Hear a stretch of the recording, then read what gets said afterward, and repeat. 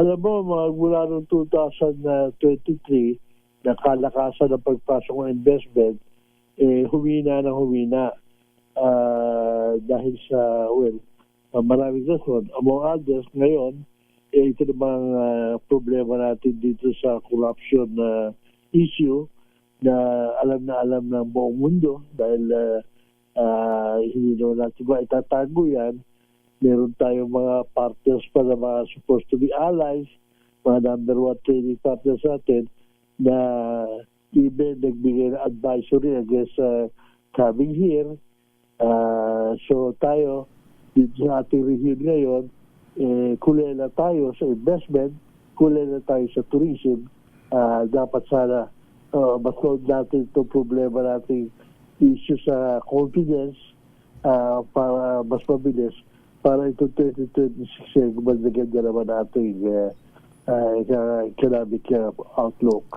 Kayo po sa Employers Confederation of the Philippines, sa inyong mga pagpupulong, ano ang lumilitaw na consensus paano natin maibabalik ang tiwala ng taong bayan at hindi lang ng mga investors sa ating bansa?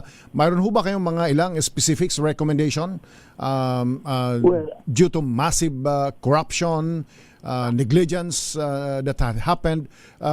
Yan ho ang una kong tanong, sapagkat ang pangalawa kong tanong, yung dumarami yung mga employable pero kulang, umuunti naman ang available jobs for them. Ito ho bang pangalawang tanong, ito ho ba ang nagiging trend ho at nakikita nyo magiging trend sa 2026, Mr. Luis? Alam mo, nung araw, before this corruption issue, sumasama kami, marami sa amin sa business sector, pag kami mga state visit, mga promotion, sumasama marami sa amin sa presidente at we try to encourage. Ang mga issue ng araw, yung mga policy natin, papalit-palit, erratic, yun, nasusolve na yun. At yung sinasabi natin mga red tapes na wag mo lalo ilagay yung ARTA, malaki na rin ang naging improvement, pero nung pumasok yung, last year, nagkaroon pa ng issue sa maraming mga